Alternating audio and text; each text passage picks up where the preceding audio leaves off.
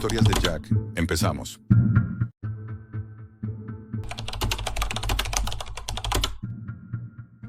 Si estás escuchando esto, significa que yo también he llegado demasiado lejos. Me llamo Jack, o al menos, así es como quiero que me recuerdes. No sé en qué momento exacto empezó todo. Supongo que fue una noche cualquiera, de esas en las que el silencio de la ciudad se vuelve casi opresivo y lo único que acompaña es el zumbido constante del ordenador. Llevaba horas saltando de foro en foro, perdido en discusiones sobre criptografía y seguridad digital. La mayoría de hilos eran puro ruido, teorías absurdas, cadenas sin sentido, gente intentando aparentar más de lo que sabía. Pero entonces lo vi, una imagen en un hilo casi vacío, sin comentarios, como si hubiera pasado desapercibida para todos. Fondo negro, en el centro la silueta detallada de una cigarra, las alas abiertas, y debajo, en números blancos, 3301. Ningún título, ninguna explicación, solo un enlace oculto en los metadatos. El texto asociado era breve. Buscamos individuos altamente inteligentes. Resuelve esto. Podría haberlo cerrado y seguir navegando, pero algo en esa sobriedad me atrapó. No parecía un juego, no tenía la estética de las bromas que circulaban por ahí. Era limpio, preciso, serio. El enlace me llevó a una página minimalista, fondo blanco, un único párrafo y una secuencia de números aparentemente aleatoria. Después de un rato observándolos, me di cuenta de que no era aleatoria en absoluto. Era una cifra codificada. Una combinación de mayúsculas y números me dio la pista. Base 64. Al decodificarla aparecieron unas coordenadas. Decidí ir. Lo recuerdo bien. Llovía. El lugar indicado era una biblioteca pública, un edificio antiguo en pleno centro. Dentro, el aire olía a papel húmedo y polvo acumulado. Seguí el mapa mental que había creado a partir de las estanterías, hasta llegar a la sección de filosofía. Allí, en la tercera balda, detrás de un tomo desgastado de Schopenhauer, encontré un sobre cerrado. Dentro había una sola hoja, con un código QR impreso en un papel más grueso de lo habitual. No sé si alguien me miraba. No recuerdo haber escuchado pasos, pero tuve esa extraña sensación de que el silencio a mi alrededor se había vuelto más denso. Guardé el sobre y salí. En casa, escaneé el QR. Me llevó a un archivo de audio. Ruido blanco, intermitente, como la estática de una radio mal sintonizada. A simple oído no había nada, pero analizando la onda descubrí un patrón. Unos tonos casi imperceptibles formaban una secuencia. Al convertirlos en espectrograma, aparecieron símbolos. Una mezcla imposible entre runas antiguas y caracteres ASCII. Tardé horas en reconstruirlos. El resultado era una clave PGP. Con ella accedí a un mensaje cifrado que simplemente decía: «Bien hecho, continúa», y un nuevo enlace. Lo que siguió dejó claro que no era un simple pasatiempo. El siguiente reto consistía en traducir un manuscrito medieval escaneado, escrito en un dialecto latín arcaico con notas en griego. No había instrucciones, solo el archivo. Pasé 2 días enteros desentrañándolo, sin dormir más de un par de horas, hasta que descubrí que en cada tercera línea había letras resaltadas de forma casi invisible. Reunidas, formaban una cita de un filósofo que al buscarla me llevó a otra web oculta. Los desafíos eran cada vez más extraños. Uno me pedía interpretar una secuencia de imágenes geométricas que no coincidían con ningún patrón conocido. Después de mucho analizarlo, descubrí que representaban variaciones de la secuencia de Conway, pero con un sistema numérico del siglo XV que apenas se mencionaba en libros de historia. Resolverlo me hizo sentir una mezcla inquietante de satisfacción y vértigo. Comencé a notar cambios en mi rutina. Comía menos, dormía mal, soñaba con patrones, con símbolos que no lograba recordar al despertar, pero que me dejaban una presión constante en la cabeza. Me costaba concentrarme en cualquier otra cosa. Un día, después de resolver un código que consistía en reconstruir un texto usando un cifrado físico con hilo y clavos, sí, como una especie de telar rudimentario, recibí un nuevo mensaje. Esta vez ya no era el típico «felicidades» ni «continúa». Solo decía, lo siguiente que descifres revelará quién eres realmente. Y por primera vez me pregunté si quería saberlo. No era una amenaza explícita, pero sentí que habían cruzado una línea. Hasta entonces todo había sido juego, lógica, habilidad, pero eso era distinto. Era personal. Pensé en detenerme, apagar el ordenador, borrar todo y seguir con mi vida, pero no lo hice. Algo en mi interior ya había cambiado. La sensación de estar a punto de descubrir algo único, reservado solo a unos pocos. Y yo estaba allí, en la última fase. El nuevo reto era una imagen completamente blanca. Nada. La abrí en un editor, invertí colores, ajusté brillo y contraste, y poco a poco apareció un patrón de puntos y líneas, tan sutil que parecía un error de compresión. Pero no lo era. Era un mapa. No un mapa geográfico, sino una red de nodos. Cada nodo tenía coordenadas numéricas que correspondían a direcciones digitales, muchas de ellas inaccesibles desde la web común. Los nodos estaban interconectados, y cada enlace llevaba a un fragmento. Textos en latín mal escaneados, páginas con una sola palabra en mayúsculas, imágenes que no parecían tener sentido. No fue sencillo. Tuve que trazar un orden siguiendo la topología de esa red, como si fuera un circuito eléctrico.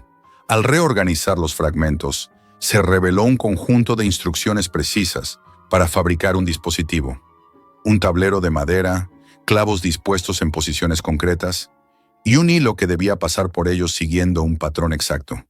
Me llevó horas y lo hice casi en trance. Cuando tensé el último tramo de hilo, el dibujo resultante parecía un ideograma, aunque no reconocía el idioma. Lo fotografié y lo subí a una dirección Onion que desapareció del navegador en cuanto pulsé enviar. Esperé. Pasó una hora, luego 2. No llegó nada.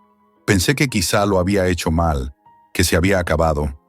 Pero entonces, un archivo apareció en mi carpeta de descargas. No lo descargué. No había barra de progreso. Simplemente estaba allí. Era un documento vacío, al menos a simple vista. Lo abrí en un editor hexadecimal y, en la última línea, encontré una frase. Has llegado al final. Solo queda un paso.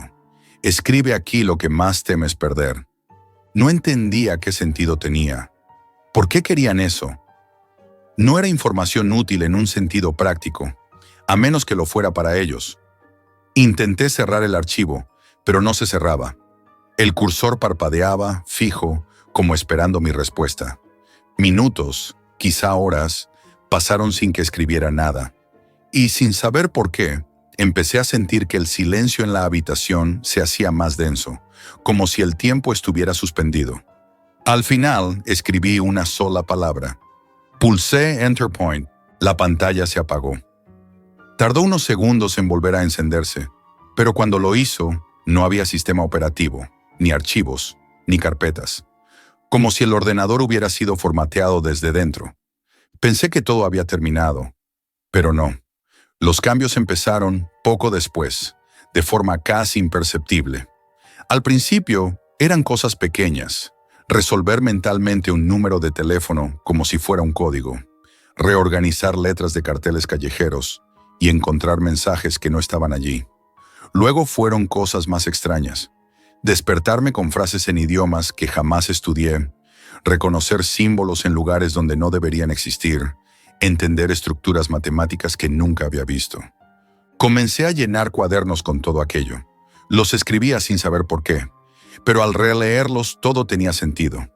Aunque no era mío, era como si me hubieran insertado una forma nueva de pensar, una lógica que no controlaba. Un mes después encontré un sobre bajo la puerta de mi apartamento, sin remitente, sin dirección. Dentro, una sola hoja, papel grueso, tinta negra, la silueta de la cigarra y un código que resolví casi sin pensarlo. El resultado fue una frase: «Estás listo para el siguiente ciclo». Esa misma noche, al encender el ordenador, apareció una ventana emergente. No tenía botones, ni texto, solo un campo vacío. Esperé unos segundos y, letra a letra, comenzó a escribirse un mensaje. El conocimiento no se guarda, se transmite. Debajo, un enlace. Era una nueva red de nodos, más extensa, más compleja, con acertijos que superaban todo lo anterior. Y sin dudarlo, empecé a trabajar. No sé qué significa ser parte de ellos, pero sí sé algo. No busqué la cigarra. Fue ella la que me encontró. Y ahora, ya no soy el mismo. Si has llegado hasta aquí, significa que tú también has resuelto mi último acertijo, o que estás muy cerca. Deja tu comentario con lo que más temes perder. Suscríbete para seguir el ciclo y dale like para que la cigarra vuelva a aparecer.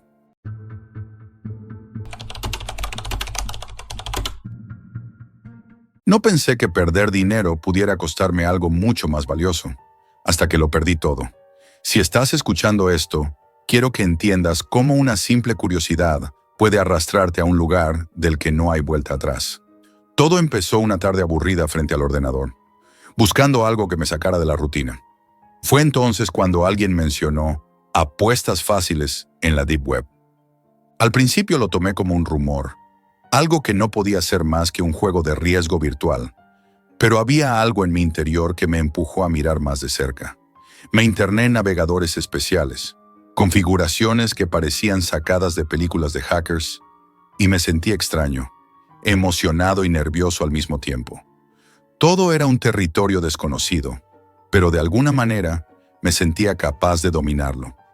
Pronto encontré un sitio que prometía ganancias rápidas. La interfaz era mínima, fría, casi clínica.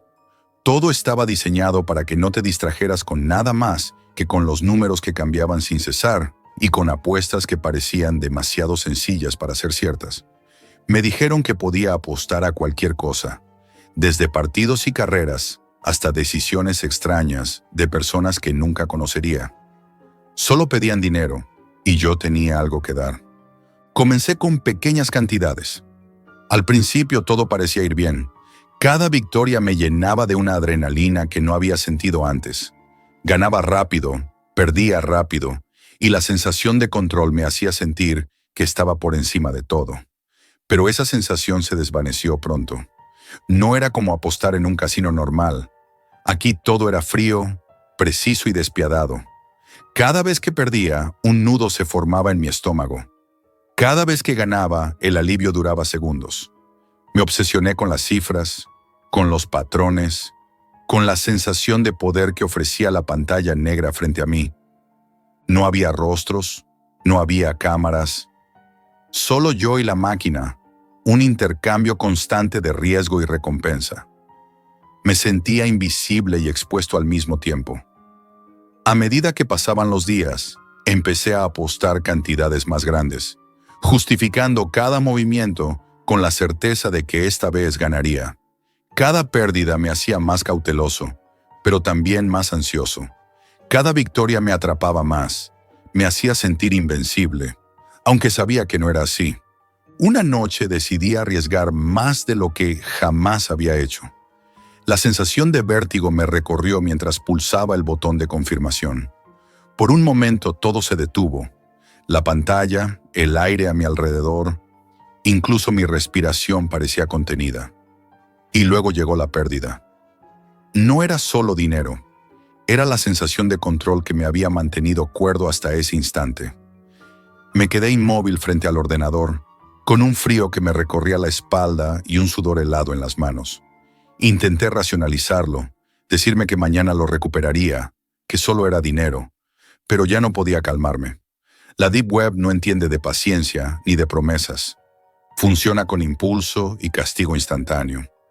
A partir de esa noche, mi vida se convirtió en un ciclo de ansiedad y obsesión. Dormía mal, me olvidaba de comer, me aislaba de amigos y familia. Cada sonido, cada notificación me hacía saltar. Cada sombra en mi habitación parecía un recordatorio de lo que había hecho.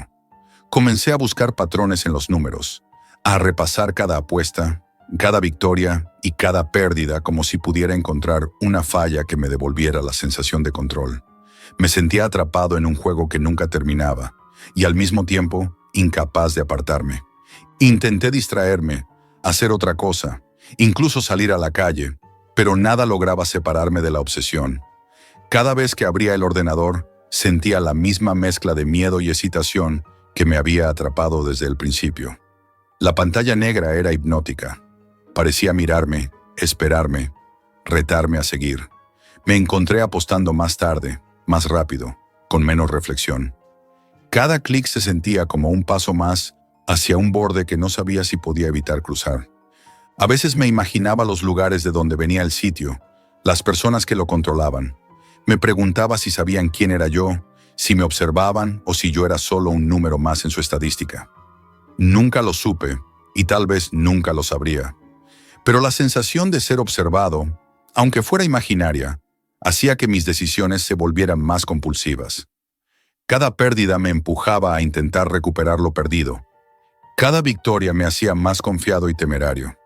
Era un ciclo sin fin, un laberinto del que no podía salir.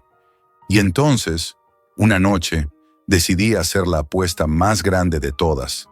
Mis manos temblaban mientras confirmaba la operación, el corazón golpeando en mis oídos. No sabía si estaba arriesgando dinero o algo más, pero ya no me importaba. Solo quería sentir el vértigo de tener todo en juego. Y justo cuando pulsé el botón final, algo ocurrió que nunca había anticipado. El sitio desapareció. Toda la dirección estaba vacía, como si nunca hubiera existido. Mi dinero, mis ganancias y mis pérdidas. Todo se había esfumado. Sentí un vacío que no era solo económico. Era como si alguien hubiera borrado una parte de mi vida.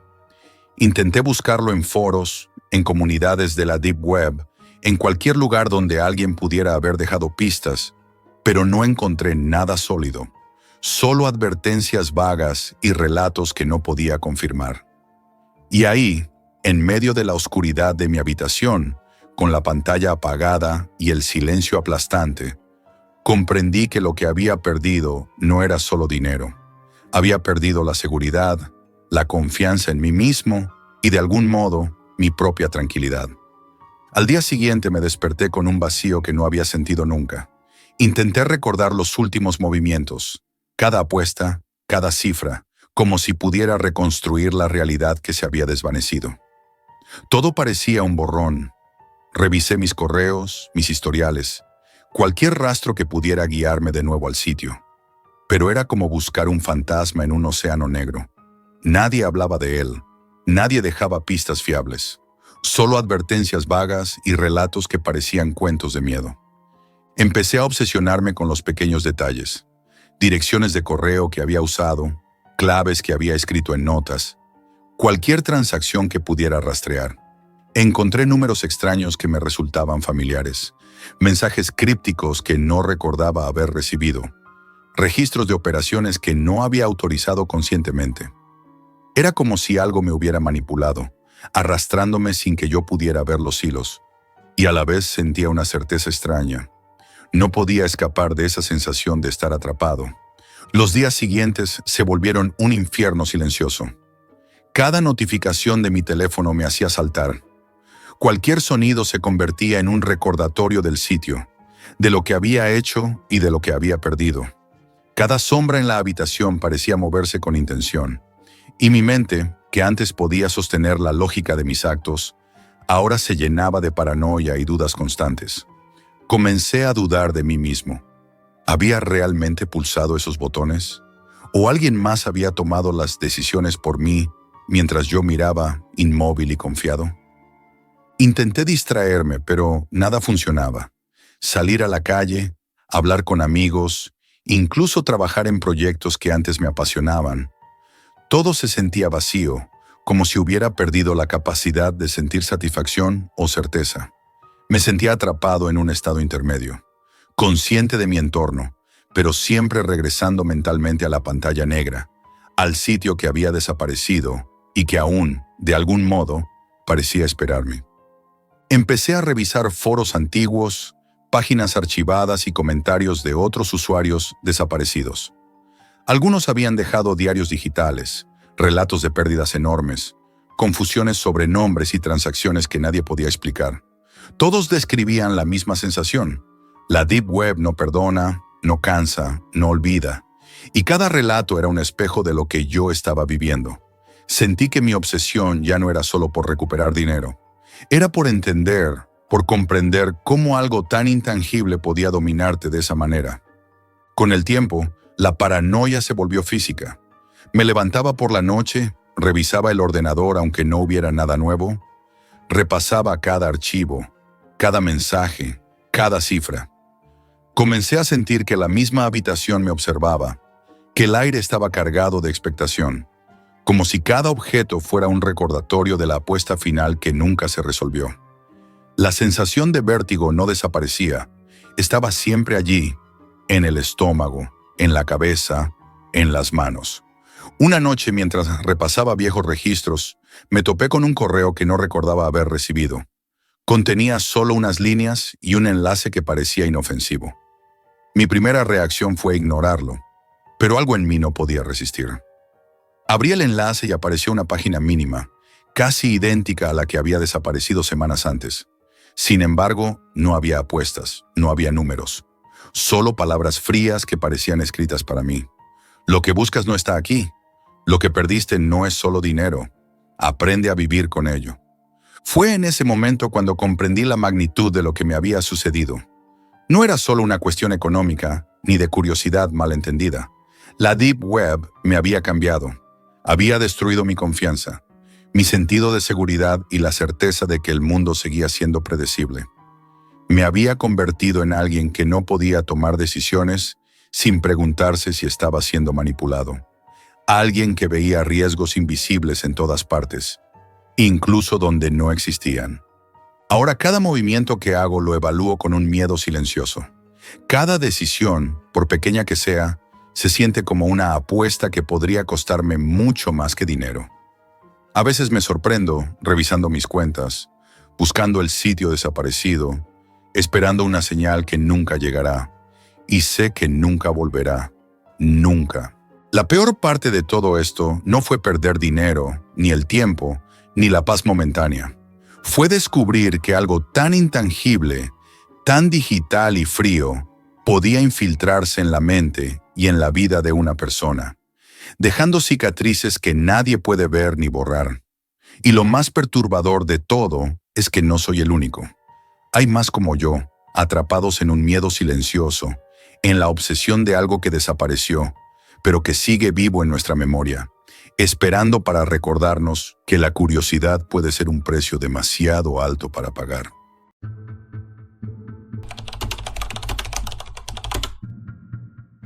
Antes de esto, no imaginé que abrir un paquete podría mostrarme lo peor de la humanidad. Trabajo como agente en la aduana de São Paulo. Mi labor consiste en revisar cargas, paquetes y contenedores que cruzan nuestras fronteras, asegurándome de que nada ilegal se filtre al país. Pensaba que lo más horrible que encontraría serían drogas o armas, pero estaba equivocado. Lo que apareció aquel día superó cualquier pesadilla que pudiera haber tenido. Todo comenzó un martes, mientras revisaba un contenedor que venía desde Manaus, etiquetado como artefactos electrónicos. A simple vista parecía normal: cajas apiladas, cables, pantallas, algunos dispositivos desarmados. Pero algo en su interior me hizo detenerme. Un olor húmedo, dulzón, casi imperceptible pero persistente. Abrí la primera caja y allí estaba. Trozos humanos, cuidadosamente embalados entre los componentes electrónicos, como si formaran parte del inventario. No podía creerlo. Mi entrenamiento me obligaba a mantener la calma, pero las manos me temblaban y la garganta se me cerró. No había gritos, no había alarma, solo un silencio que me aplastaba. Tomé fotos, documenté cada detalle, intentando registrar la escena sin que nadie lo notara. Las cajas tenían etiquetas y códigos QR que llevaban a páginas ocultas en la Deep Web. Lo abrí desde un ordenador seguro en la oficina y lo que encontré me heló la sangre. Vídeos, registros de transacciones, listas de clientes, nombres y perfiles que pagaban fortunas por partes humanas específicas. Piernas, corazones, piel. Todo tenía precio. Todo estaba mercantilizado como si fueran simples objetos. A medida que investigaba, descubrí que estos envíos no eran aislados. Cada semana, aparentemente sin conexión entre ellos, llegaban contenedores similares, cada uno con restos distintos, cada uno con códigos que conducían a catálogos en la Deep Web. Me pasé horas siguiendo enlaces, anotando nombres, fechas, patrones de envío. La normalidad con la que esta red operaba me helaba más que cualquier imagen que pudiera ver. Nadie parecía temer a la ley. Todo estaba protegido por cifrados, anonimato y complicidad en varias capas. Una tarde, mientras revisaba otro contenedor, noté un detalle que me obligó a acercarme más. Una caja con restos parciales de lo que parecía un torso humano, pero que había sido preservado con técnicas casi clínicas. No era solo macabro, era preciso. Cada pieza estaba etiquetada con códigos de temperatura, humedad y fecha de embalaje. Era evidente que alguien había perfeccionado el envío de carne humana hasta el punto de convertirlo en un proceso industrial. Al salir del almacén, el olor todavía me seguía. No podía dormir esa noche. Cada sombra en mi apartamento parecía esconder algo. Cada sonido me parecía un aviso. Soñé con contenedores abiertos, con manos extendidas y paquetes moviéndose por sí solos. Me desperté sudando frío, con la sensación de que algo me observaba. Al día siguiente, decidí ir más allá de los contenedores. Quería entender la logística detrás de todo esto. Empecé a rastrear rutas de envío, compañías implicadas y nombres que aparecían en los registros de la Deep Web. Descubrí pequeños puertos y almacenes en zonas remotas, olvidados por la mayoría de las autoridades, que operaban como nodos de esta red macabra. Todo estaba disfrazado con documentos aparentemente legítimos, certificados, falsificados y permisos que nadie cuestionaba. Cada nuevo descubrimiento me hundía más. Comencé a notar patrones en los envíos. Llegaban en días específicos, con ciertas compañías de transporte, siempre etiquetados como material científico o artefactos de laboratorio. Incluso el embalaje estaba diseñado para mantener la integridad de los restos humanos, como si fueran productos de alto valor. Una noche, mientras seguía investigando en la Deep Web, recibí un mensaje anónimo. Deja de buscar, no es tu mundo. No había remitente, solo un aviso que me heló la sangre. Ellos sabían que yo había visto sus secretos. Me costó conciliar el sueño y durante días me sentí atrapado entre el miedo y la obsesión. Cada contenedor, cada código QR, cada enlace se convirtió en un recordatorio de lo que había descubierto. Un mercado perfectamente organizado de carne humana, funcionando en la sombra, con una normalidad que me aterrorizaba. Empecé a mantener registros secretos, fechas, números de contenedores, enlaces, nombres. Era como una bitácora de un naufragio. Cada línea me hundía más en un mundo que no podía olvidar ni ignorar. Cada vez que abría un contenedor o accedía a la Deep Web, sentía que me adentraba más en un abismo del que tal vez nunca podría salir. Nunca olvidaré la primera caja. Nunca olvidaré el olor, ni los trozos perfectamente embalados, ni el silencio absoluto que me acompañó al comprender que el horror puede existir en la normalidad. Puede estar perfectamente organizado, perfectamente documentado y perfectamente invisible. Y lo peor, sabía que había más cajas, más contenedores, más secretos esperando a que alguien los descubriera. Llegó un envío que me hizo cuestionar mi propia cordura. Una caja sin etiquetas, abierta con una nota dentro. Para Jack, gracias por tu curiosidad. Dentro, un corazón humano, real, latiendo débilmente, como si supieran que yo lo vería. Sentí náuseas. Mi visión se nubló y tuve que apartarlo. Lo tiré a la basura, temblando, preguntándome si me estaba volviendo loco. No podía apartar la mirada de aquel órgano. No podía dejar de pensar en quién lo había embalado, en quién lo había enviado. A partir de ese día, cada contenedor revisado me resultaba más inquietante. Encontré manos embaladas con cuidado, piel cuidadosamente doblada y etiquetada, ojos preservados en frascos con notas de fechas y supuestos experimentos. Cada hallazgo era peor que el anterior, pero me sentía incapaz de detenerme. El miedo estaba mezclado con una morbosa curiosidad que me obligaba a seguir investigando. Decidí rastrear la ruta completa de los envíos, desde Manaos hasta São Paulo, pasando por puertos secundarios y almacenes olvidados. Descubrí una red logística dedicada exclusivamente al transporte de restos humanos, con empresas de transporte aparentemente legales infiltradas en la operación. Documentación falsificada, permisos inexistentes, rutas ocultas. Todo estaba calculado con precisión para que nadie pudiera detectarlo. Mientras más investigaba, más claro me quedaba que los compradores no eran solo médicos o laboratorios. Algunos eran coleccionistas con fijación por partes humanas específicas, otros subastaban órganos en vivo a través de foros cerrados, con imágenes y vídeos que mostraban cada transacción. Había listas de espera, pedidos especiales y pagos que alcanzaban cifras astronómicas. Todo estaba organizado como un negocio legítimo, solo que en lugar de productos eran cuerpos humanos. Una noche, mientras revisaba un contenedor con restos de un torso humano, encontré una cámara pequeña oculta entre las cajas. Al reproducir la grabación, vi a hombres y mujeres etiquetando los restos con una precisión clínica, como si fueran empleados de una cadena de montaje. No había emoción, ni horror, ni arrepentimiento. Solo rutina. Me quedé paralizado. La normalidad con la que manipulaban la muerte era más aterradora que cualquier fantasía sobrenatural. Los días siguientes se convirtieron en un infierno. Cada ruido en la oficina, cada sombra en mi apartamento, me parecía una amenaza. Soñaba con contenedores abiertos, manos extendidas y ojos que me observaban desde las sombras. Incluso cuando intentaba desconectar, sentía que cada caja, cada código QR, cada contenedor, me perseguía. La obsesión crecía y con ella el miedo. Un contacto anónimo en la Deep Web me envió un mensaje cifrado. Si quieres vivir, deja de buscar. Si quieres conocer la verdad, sigue. Venían fotos de envíos abiertos, con restos organizados como inventario, listas de nombres y fechas, y etiquetas de experimentos que me helaban la sangre. Cada nueva imagen me empujaba más lejos, pero también me obligaba a continuar. No podía ignorarlo. Al revisar un contenedor más, encontré una carta manuscrita. Si has llegado hasta aquí, ya eres parte del juego. Ahora sabes demasiado. Decide qué hacer con tu conciencia. No había firma, solo una advertencia.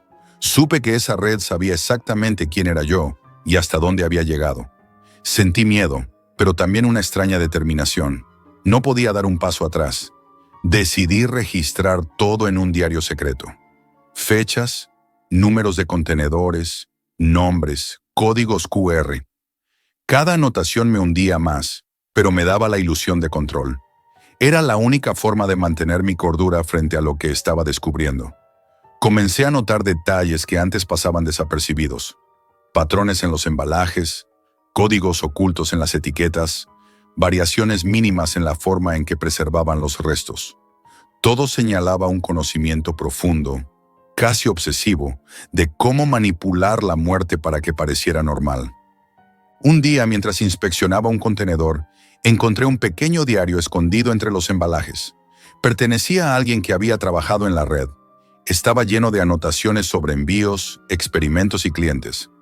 Lo que más me impactó fueron los comentarios personales, descripciones de cómo los cuerpos reaccionaban al transporte, detalles de cada pieza humana, notas sobre la eficiencia del embalaje. Era escalofriante ver cómo alguien podía hablar de cadáveres con tanta frialdad y precisión. La sensación de horror y fascinación se mezclaba. Quería cerrar los ojos y olvidar todo, pero algo en mí necesitaba saber más.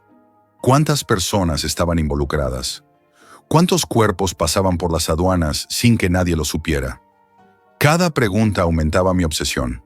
Empecé a mantenerme despierto durante días, revisando envíos y códigos, intentando anticipar patrones, intentando descubrir cómo terminaban esos cuerpos, cómo eran vendidos y utilizados.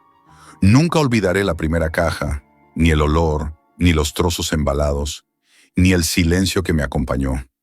Nunca olvidaré la sensación de que la normalidad podía esconder el horror más absoluto, perfectamente organizado, perfectamente documentado, perfectamente invisible. Sabía que había más cajas, más contenedores, más secretos, y que una vez que los había visto, Nunca podría cerrar los ojos ni vivir como antes.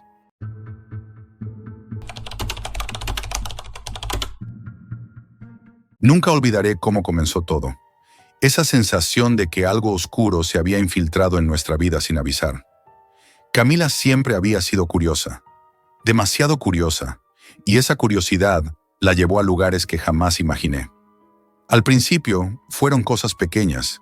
Se encerraba horas frente a la computadora, con la habitación a oscuras y solo la luz azul de la pantalla iluminando su rostro. Pensé que eran simples horas navegando en foros, viendo videos, pero pronto entendí que era algo mucho más profundo, peligroso. Una noche, mientras dormía, escuché susurros provenientes de su habitación. Me levanté y vi cómo repetía palabras extrañas, como un mantra hipnótico. Cuando entré, ella me miró con ojos que parecían casi inhumanos y murmuró: «No puedo parar, ya me eligieron». Mi sangre se heló. Esa no era mi hermana. Su voz tenía matices que yo nunca había escuchado, un eco extraño, como si otra presencia hablase a través de ella. Los días siguientes se volvieron más inquietantes. La computadora estaba abierta en páginas de la Deep Web que me resultaban incomprensibles. Rituales, subforos secretos donde los usuarios discutían invocaciones, desapariciones y cosas que no tenían nombre. Vi documentos que detallaban ceremonias que involucraban sangre, símbolos que parecían moverse cuando los miraba, y listas de personas desaparecidas. Reconocí un rostro y sentí un nudo en el estómago. Era alguien que conocía, alguien de nuestra ciudad. Intenté hablar con ella, advertirle, pero se volvió evasiva y distante. Descubrí que se conectaba desde redes anónimas, que utilizaba VPNs, programas que borraban su rastro. Una noche la seguí hasta un callejón y la vi desaparecer frente a mis ojos dentro de una sombra que parecía más densa que la oscuridad común. Cuando llegué al lugar donde había estado, solo había un círculo dibujado con tiza blanca en el suelo y una vela negra apagada. Esa fue la primera vez que comprendí que algo la estaba guiando, algo que no era humano. Dentro de su habitación encontré objetos inquietantes, muñecos con caras borrosas, fotos de desconocidos con los ojos tachados y páginas arrancadas de libros antiguos llenas de símbolos que no entendía. Había velas negras gastadas y un aroma extraño que persistía, aunque las velas habían sido apagadas días antes. Cada vez que entraba, sentía una presión en el pecho, como si la habitación misma quisiera empujarme hacia afuera. Una madrugada, el aire se volvió irrespirable.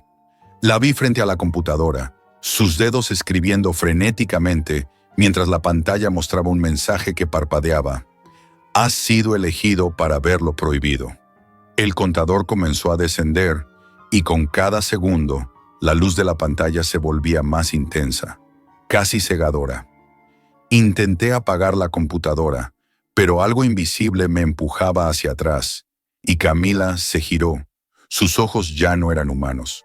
En su mirada había algo que conocía, pero a la vez estaba perdido, consumido por algo que no podía comprender. No solo estaba atrapada en la Deep Web, parecía que la Deep Web estaba atrapándola a ella y arrastrándola a mí. Desde entonces, cada sonido extraño en la casa, cada sombra que parecía moverse sola, cada luz que parpadeaba sin explicación, me hacía pensar que no estábamos solos. Algo nos estaba observando, manipulando, acercándonos a un límite invisible que podía quebrarnos para siempre. Incluso empecé a ver su reflejo en espejos cuando no estaba allí. A veces, parecía que me miraba con la misma intensidad que en la pantalla, pero con una expresión que yo no recordaba en mi hermana. Susurros provenientes de lugares vacíos se repetían con palabras que reconocía. Mi nombre, advertencias vagas, gritos apagados. Ya no sabía si lo que veía era real o si estaba perdiendo la razón. El punto más aterrador fue la noche en que la computadora se encendió sola. La pantalla mostraba una transmisión en vivo desde nuestra propia sala. Camila estaba allí, pero no movía los labios ni los ojos, y un tercer ser, oscuro, se deslizaba detrás de ella, invisible para cualquiera que no supiera mirar. En ese instante, comprendí que esto no era solo curiosidad o juego. Algo la había elegido, algo que podía elegirnos a los demás también. Y la Deep Web era solo la puerta. Después de aquel incidente con la transmisión en vivo, ya no podía dormir. Cada sombra parecía moverse con intención. Cada susurro resonaba en mi cabeza incluso cuando la casa estaba vacía. Lo que más me aterraba era la sensación de que la presencia que se había apoderado de Camila ahora me estaba observando a mí. Comencé a notar marcas extrañas en las paredes, símbolos grabados tan finos que parecían invisibles a simple vista, pero que reflejaban una luz fantasmagórica cuando la luz de la computadora los tocaba. Decidí confrontarla. Entré a su habitación y esta vez no estaba sola. Frente a mí, la figura oscura que había visto en la transmisión se mantenía suspendida en el aire, como si la gravedad no existiera para ella. Camila estaba de pie, inmóvil, con los ojos cerrados, murmurando palabras en un idioma que parecía retorcerse y vibrar en mi mente. Cada palabra que pronunciaba me causaba un dolor profundo en el cráneo, como si tratara de arrancarme los pensamientos. Intenté tocarla, gritar su nombre, pero mi voz se apagaba antes de salir. Entonces la figura giró hacia mí y por primera vez sentí que algo me atravesaba la piel sin tocarme. Era un frío que no se podía explicar, un vacío que absorbía mi existencia por dentro. Intenté correr, pero el pasillo se alargaba infinitamente. Cada puerta que abría me devolvía al mismo punto, como un laberinto creado por la presencia misma. Al regresar a la habitación, Camila estaba sentada frente a la computadora otra vez. La pantalla mostraba un nuevo mensaje. No puedes huir. Todo lo que amas será parte del precio.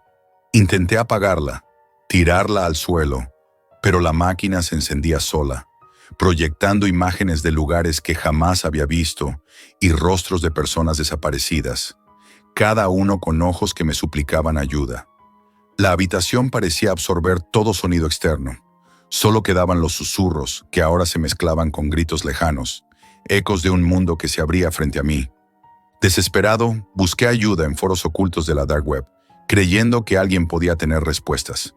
Descubrí registros de experimentos parecidos, rituales que intentaban abrir puertas entre nuestra realidad y algo más allá, y testimonios de personas que jamás habían sido vistas de nuevo. Entre los documentos encontré un video que me heló la sangre. Alguien grabó lo que parecía ser nuestra propia casa, y en el reflejo del espejo, la figura oscura estaba detrás de mí, observando y sonriendo siniestramente. Cada noche se volvía peor. Los relojes se detenían, la luz se apagaba sola, y la sensación de que algo respiraba detrás de mí nunca se iba. Empecé a tener sueños lúgubres donde la Deep Web no era solo una página en mi computadora, sino un portal que conectaba mi mundo con otro lleno de criaturas imposibles, seres que manipulaban la realidad y jugaban con los humanos como piezas de ajedrez. En esos sueños Camila me hablaba. No era mi hermana, sino un intermediario de algo que yo no podía comprender. Sus palabras eran amenazas y advertencias mezcladas. Una madrugada, mientras intentaba desconectarla del mundo digital, escuché pasos en toda la casa, aunque estaba completamente solo. Cada habitación mostraba señales de actividad, velas negras encendidas, círculos en el suelo, símbolos que parecían moverse y cambiar de forma si los mirabas demasiado tiempo. Finalmente, llegué al sótano, el lugar donde todo parecía concentrarse. Allí encontré un portal, un vórtice de luz y oscuridad que giraba lentamente. Camila estaba allí, de rodillas, rodeada de sombras que la sostenían. Sus ojos se encontraron con los míos y por un instante vi un reflejo de ella, luchando por salir, pero la fuerza que la tenía atrapada era demasiado fuerte. Intenté gritar, pero de nuevo mi voz se apagó. El portal comenzó a emitir un sonido que resonaba directamente en el pecho, haciendo que todo mi cuerpo temblara. Supe que si cruzaba ese umbral, podría no volver, pero también entendí que si no lo hacía, Camila desaparecería para siempre. Con un impulso desesperado, avancé hacia el vórtice, sintiendo cómo la realidad se deformaba a mi alrededor, cómo los límites entre lo real y lo virtual se desvanecían. En ese momento, comprendí la verdad más aterradora. La Deep Web no era solo un lugar de Internet, era un reino de almas perdidas, de presencias que se alimentan del miedo y la curiosidad humana. Y nosotros éramos solo piezas que habían sido atrapadas en su juego, sin reglas y sin final claro. Todo lo que hice después fue una lucha constante por mantenernos con vida mientras la presencia intentaba absorbernos por completo. Cada segundo era una eternidad, cada susurro una amenaza, cada sombra un enemigo.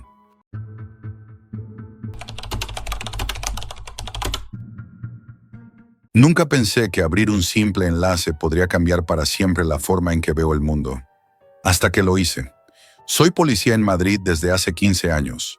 He visto cosas que la mayoría de la gente no podría imaginar. Asesinatos, robos, estafas, violencia callejera. Pero nada se compara con lo que descubrí investigando un caso de tráfico en la Deep Web. Todo empezó con un aviso anónimo. Transacciones sospechosas que nadie sabía cómo rastrear. Al principio, pensé que se trataba de drogas, armas o falsificación. Cosas que, aunque peligrosas, eran relativamente simples de investigar. Pero pronto comprendí que esto era distinto. La Deep Web es un lugar donde la ley y la ética pierden sentido. Nadie sabe quién eres, nadie te juzga y al mismo tiempo nadie te protege. Me infiltré en un foro clandestino que operaba bajo múltiples capas de anonimato. Mensajes cifrados, fotos borrosas, hilos que desaparecían tras unas horas. Todo diseñado para confundir y proteger a quienes estaban detrás. A pesar de los años patrullando calles, sentí un escalofrío distinto. Un aviso instintivo de que estaba entrando en un territorio que no tenía vuelta atrás. Recibí un mensaje privado de un usuario que parecía conocer mi presencia sin que yo hubiera dejado rastro. Si quieres ver la verdad, sigue el enlace. No tenía firma, ni nombre, ni rastro de autoridad, solo esa frase inquietante. Dudé, pero la curiosidad me pudo. Abrí el enlace y lo que apareció en la pantalla fue imposible de borrar de mi memoria. Era un vídeo, pero no uno cualquiera. Mostraba a personas atrapadas en situaciones que no deberían existir. No había fantasmas, ni cámaras secretas, ni persecuciones. Solo la cruda realidad de alguien con el poder absoluto sobre la vida de otros. Los rostros estaban borrosos, pero los gritos y la desesperación eran inconfundibles. Sentí un frío en la espalda como nunca antes. Un miedo que no venía de lo que veía, sino de lo que aquello significaba. La impotencia era absoluta. Intenté apagar el ordenador, cerrar la pestaña, alejarme, pero algo en mi interior me obligaba a seguir. Cada nuevo enlace llevaba a otro vídeo, otro archivo, otro mensaje. Empecé a encontrar transacciones que no solo incluían drogas o armas, sino información personal. Secretos que podían destruir vidas, favores que transformaban a las personas en herramientas o mercancía. Cada clic era un paso más profundo en un laberinto del que no podía salir, aunque quisiera. Al principio intenté racionalizarlo. Me decía que eran montajes, pruebas de algún juego macabro o campañas de miedo digital. Pero pronto comprendí que todo era real. Personas que había visto en investigaciones anteriores aparecían en los vídeos. Sus rutinas, sus nombres, sus rostros parcialmente cubiertos. Cada archivo estaba diseñado para mostrar control absoluto, la capacidad de alguien de mover vidas como si fueran piezas de un tablero. Lo más inquietante era que no había un enemigo visible. Nadie llamaba a mi puerta, nadie me acechaba físicamente. La amenaza estaba en la distancia, en la indiferencia de alguien que podía decidir el destino de otro desde un ordenador, sin testigos y sin remordimiento. Esa era la verdadera esencia del terror, la certeza de que todo podía ser manipulado y que nadie podía impedirlo. Pasaron días y la obsesión creció. Descubrí niveles dentro de los foros, espacios secretos donde solo los miembros más antiguos y confiables podían entrar. Allí no se vendían solo drogas o armas. Se vendían secretos, favores, información que podía arruinar vidas o convertir a alguien en cómplice involuntario.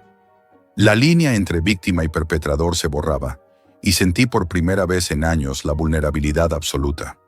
Comencé a recibir mensajes crípticos, invitaciones a enlaces que prometían la verdad absoluta. Cada uno era más perturbador que el anterior.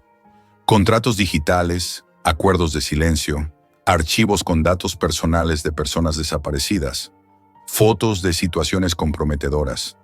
Todo estaba organizado con una precisión aterradora, como si existiera un sistema invisible que controlaba la vida de cientos, quizá miles de personas. Un día encontré un hilo que me dejó sin aliento. Detallaba a un joven desaparecido en Madrid meses atrás. El archivo contenía información minuciosa sobre su rutina diaria, sus amigos, incluso sus hábitos más personales, y finalmente el precio de su liberación. Comprendí que no se trataba de violencia inmediata, sino de control absoluto. La Deep Web no mataba de manera directa, compraba vidas, manipulaba destinos, y el terror verdadero estaba en saber que cualquiera podía desaparecer o convertirse en esclavo de un sistema que nadie podía ver ni tocar. Empecé a notar cambios en mí mismo. Cada sombra en la calle parecía más profunda. Cada desconocido me provocaba desconfianza. Las noches eran peor. Me despertaba sudando, viendo imágenes de los vídeos detrás de mis párpados, imaginando cómo alguien podía observarme sin que yo supiera. La paranoia se volvió rutina. La sensación de que el mundo que conocía estaba solo en la superficie y que debajo había algo completamente distinto y aterrador se apoderó de mí. Nunca había sentido algo así en toda mi carrera. Cada día que pasaba, más difícil era distinguir entre la investigación y el abismo en el que estaba cayendo. La Deep Web no era solo un mercado ilegal, era un espejo de la humanidad más oscura, y yo estaba atrapado frente a él, incapaz de mirar hacia otro lado. Un día, mientras revisaba los foros más oscuros, recibí un mensaje que me heló la sangre. Hay algo que debes ver. No es para todos. No tenía remitente, no había firma, solo esas palabras escritas en la frialdad de un texto digital. Aún así, la curiosidad y la obligación profesional me empujaron a abrir el enlace. Lo que apareció me hizo comprender que la Deep Web no solo trafica con objetos o secretos, trafica con vidas humanas de manera meticulosa y sistemática. Era un archivo detallado, casi clínico, contratos firmados digitalmente, acuerdos de silencio, fotografías de personas en situaciones que demostraban su completa vulnerabilidad. Lo perturbador no era la violencia física directa, era el control absoluto. Cada movimiento de estas personas estaba documentado, evaluado, etiquetado y ofrecido a quien pudiera pagar. Comprendí que alguien, en algún lugar, podía comprar el destino de cualquier persona con una simple transferencia digital. A medida que profundizaba, mi vida comenzó a desmoronarse. Cada sombra en la calle parecía un aviso. Cada desconocido una amenaza potencial. No era miedo a ser atacado físicamente. Era la sensación de que podía aparecer en uno de esos archivos, atrapado sin posibilidad de defensa. Mis noches se llenaban de pesadillas en las que veía mis datos personales circulando en hilos oscuros, decisiones sobre mi vida tomadas por desconocidos en otro país, con solo unos clics de distancia. Intenté hablar con colegas, incluso con superiores, pero la Deep Web es un territorio del que nadie quiere hablar. Algunos me miraban con preocupación, otros con incredulidad, y la sensación de soledad se intensificó. Decidí seguir investigando a escondidas, empujándome cada vez más dentro de un laberinto de contratos, transacciones y personas desaparecidas.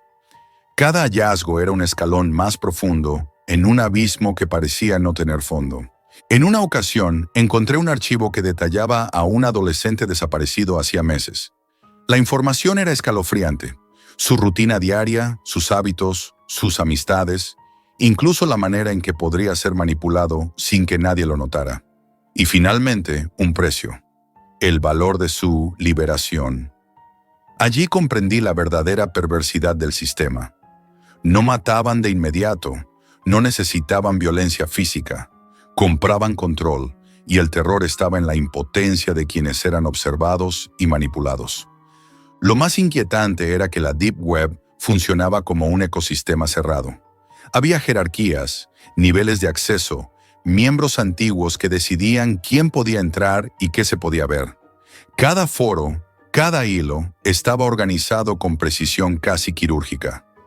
Descubrí transacciones que no eran simples intercambios, contratos de silencio, favores a largo plazo, manipulación de vidas enteras. La línea entre víctima y cómplice desaparecía. Incluso los observadores, como yo, se convertían en parte del mecanismo simplemente por mirar. Mi obsesión creció. Llegó un momento en que ya no distinguía entre mi trabajo real y el mundo virtual que había descubierto. Cada día me encontraba buscando nuevos enlaces, nuevas pruebas, mientras mi vida cotidiana se deterioraba. Evitaba a la gente, desconfiaba de mis propios amigos, sentía que cualquier conversación podría estar siendo registrada y utilizada en mi contra. La paranoia era tan intensa que cada notificación en mi teléfono se sentía como un aviso de que alguien me estaba vigilando desde la distancia. Una noche, mientras revisaba un nuevo hilo, me encontré con algo que me dejó sin aliento. Un documento que detallaba mi propia rutina, mis horarios, mis amigos, incluso la manera en que solía tomar café en la comisaría.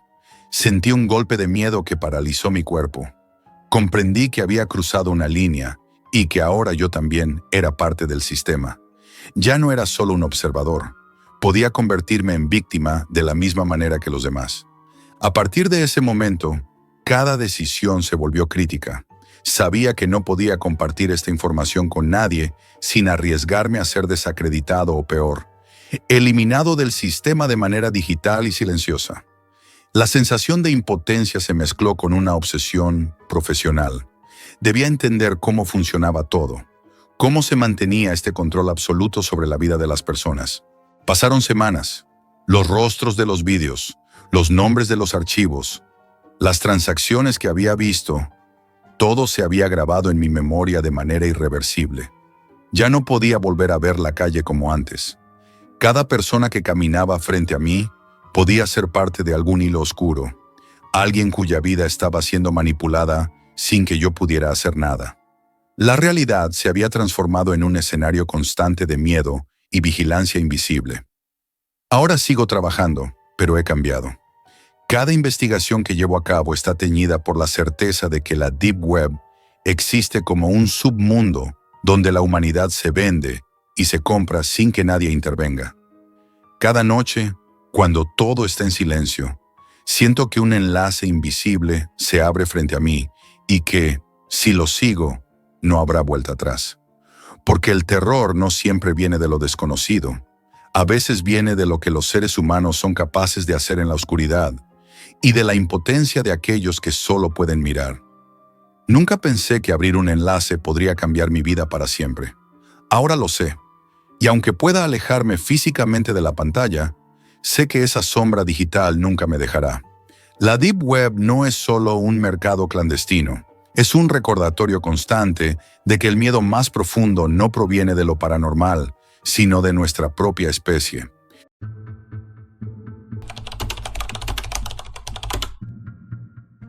Era una mañana como cualquier otra, o al menos eso creíamos.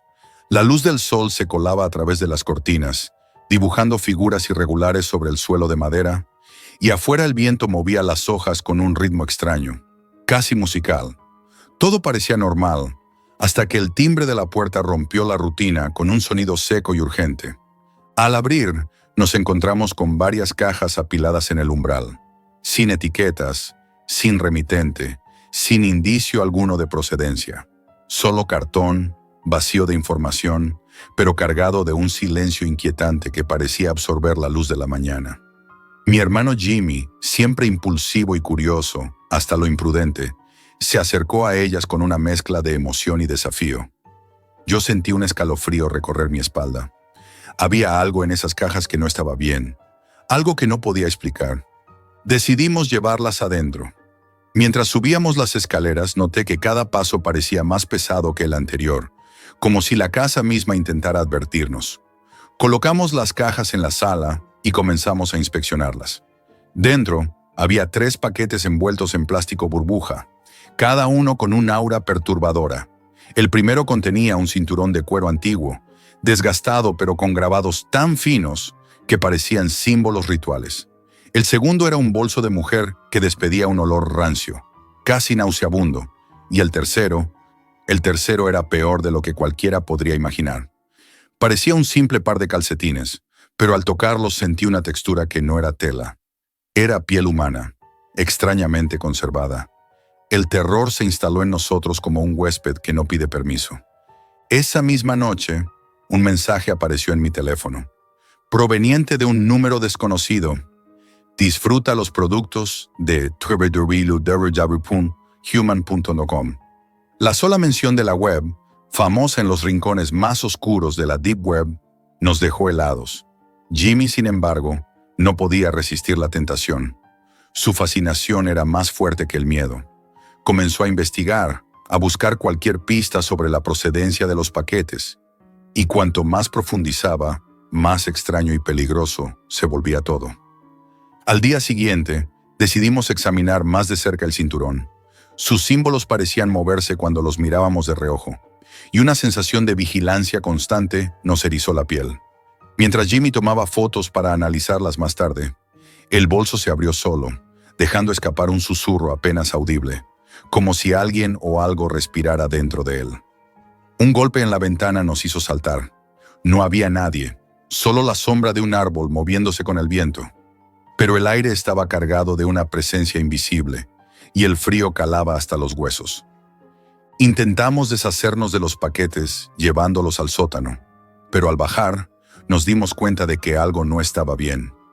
Cada caja parecía más pesada que antes, como si hubiera algo dentro que no queríamos ver. Jimmy insistía en abrir el tercero una vez más, asegurando que necesitábamos entender qué contenía. Cuando lo hizo, el olor penetrante y la textura repulsiva nos hicieron retroceder. Era imposible ignorarlo, y al mismo tiempo, imposible dejar de mirarlo. Esa noche los ruidos comenzaron a intensificarse, pasos en el pasillo cuando estábamos seguros de que estábamos solos, susurros que se apagaban al girar la cabeza, sombras que se movían en el reflejo de los espejos. Intenté dormir, pero la sensación de ser observados no me dejaba cerrar los ojos. Cada vez que miraba hacia la sala, las cajas parecían cambiar de lugar, mínimamente, pero suficiente para notar que algo extraño estaba ocurriendo. Al día siguiente, decidimos revisar los registros de nuestra cámara de seguridad. Para nuestra sorpresa, en el video no aparecían las cajas al llegar, pero sí al día siguiente, como si alguien las hubiera colocado allí mientras dormíamos. El temor se mezclaba con incredulidad. No había manera de que hubiéramos dejado pasar algo así. Jimmy insistió en rastrear la web mencionada en el mensaje.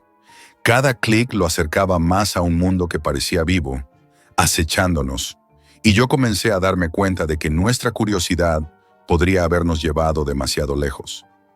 Mientras explorábamos más, descubrimos foros donde usuarios hablaban de paquetes similares, todos enviados de manera anónima, todos vinculados a rituales oscuros y objetos imposibles de describir. La línea entre lo real y lo digital comenzaba a desdibujarse, y el miedo se convirtió en un compañero constante, un recordatorio de que habíamos abierto una puerta que no podía cerrarse. Y aunque intentamos ignorarlo, sabíamos que aquello no terminaría allí. Las cajas, los paquetes, el olor, los símbolos, todo nos estaba diciendo que algo nos había elegido y que la historia apenas comenzaba. Esa noche la casa parecía respirar con nosotros. Cada sombra se alargaba como si tuviera voluntad propia, y los susurros se hicieron más claros, más insistentes.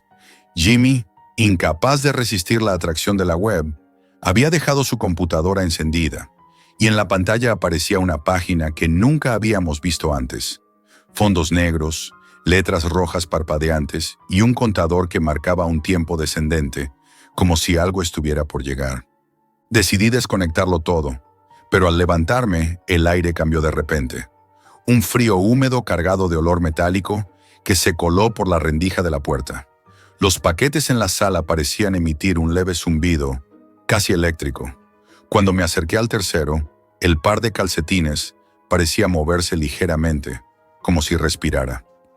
Retrocedí, pero Jimmy no escuchaba mis advertencias. Estaba hipnotizado por la pantalla. Entonces sucedió algo que nos heló la sangre. El contador llegó a 0 y en lugar de desaparecer, la página mostró un video en vivo de nuestra propia sala. La cámara no era la nuestra, era invisible, omnipresente. Nos vimos a nosotros mismos retrocediendo ante los paquetes, pero algo estaba mal. Nuestras sombras parecían moverse independientemente, adoptando formas retorcidas y grotescas, burlándose de nuestros movimientos. Los ruidos se intensificaron. Golpes en las paredes, pasos que subían y bajaban escaleras inexistentes, susurros que repetían nuestro nombre con una voz hueca, desgarradora. Intenté tomar los paquetes para tirarlos, pero el cinturón parecía haberse enroscado sobre sí mismo, como si tuviera vida propia, y el bolso comenzó a abrirse de golpe, lanzando un objeto que parecía un ojo humano, que parpadeó y giró hacia mí antes de rodar por el suelo.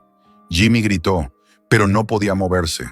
Su mirada estaba fija en la pantalla, en los símbolos que ahora parecían extenderse más allá del monitor, proyectándose en la pared como si quisieran traspasar la realidad. En un intento desesperado cerré la computadora, pero al hacerlo, la electricidad falló. La casa quedó en completa oscuridad y el silencio fue absoluto, hasta que un golpe seco resonó detrás de nosotros. Nos giramos y vimos una figura parada en la puerta del sótano, alta, cubierta con lo que parecía piel humana, con los símbolos del cinturón grabados en su cuerpo, mirándonos con ojos negros y vacíos. No respiraba, pero su presencia ocupaba todo el espacio. Intentamos correr, pero las puertas se cerraban solas. Cada intento de escapar parecía prolongar el tiempo dentro de la casa, como si estuviéramos atrapados en un bucle. El bolso emitió un susurro comprensible por primera vez. No pueden salir, no después de abrir. El sonido era humano, pero profundo, distorsionado, como si 1000 voces estuvieran atrapadas en un solo aliento. Jimmy gritó y de repente se desplomó al suelo, temblando, mientras su piel empezaba a mostrar marcas idénticas a las de los símbolos del cinturón. Yo no podía ayudarlo. La figura del sótano se movió hacia mí y sentí un peso invisible que me aplastaba contra la pared. Pude distinguir susurrares dentro de mi cabeza, voces que prometían secretos imposibles, poder y miedo a partes iguales. El tiempo perdió sentido. Lo que parecieron horas fueron probablemente minutos. Cuando la luz volvió, la figura había desaparecido y Jimmy estaba en el suelo, inmóvil, con los ojos abiertos pero vacíos, mirándome sin verme realmente. Los paquetes permanecían intactos, como si nada hubiera pasado, y en la computadora apareció un mensaje nuevo. Pronto entenderán que la curiosidad tiene precio. Siempre hay un espectador. Nos dimos cuenta de que habíamos cruzado un límite. La Deep Web no era solo un lugar digital, era una puerta a algo que existía más allá de la realidad, algo que podía tocar, observar y consumir. Desde ese día, la sensación de ser vigilados nunca nos abandonó. Cada sonido, cada sombra, cada objeto cotidiano parecía tener la capacidad de transformarse en otra cosa, más oscura, más viva. A veces, todavía escucho los susurros cuando estoy solo, y sé que la historia no terminó. La web nos eligió, y ahora formamos parte de algo más grande, algo que no puedo comprender pero que siempre está allí, esperando el próximo clic. Cada vez que Jimmy me mira, hay un vacío en sus ojos, un recordatorio de lo que nos acecha. Y sé, con un terror absoluto, que la próxima vez que alguien visite esa web, alguien más sentirá lo que nosotros sentimos, y la historia continuará, más allá de cualquier control humano. Esto es todo por hoy, amigos, y recuerden, la realidad siempre supera a la ficción.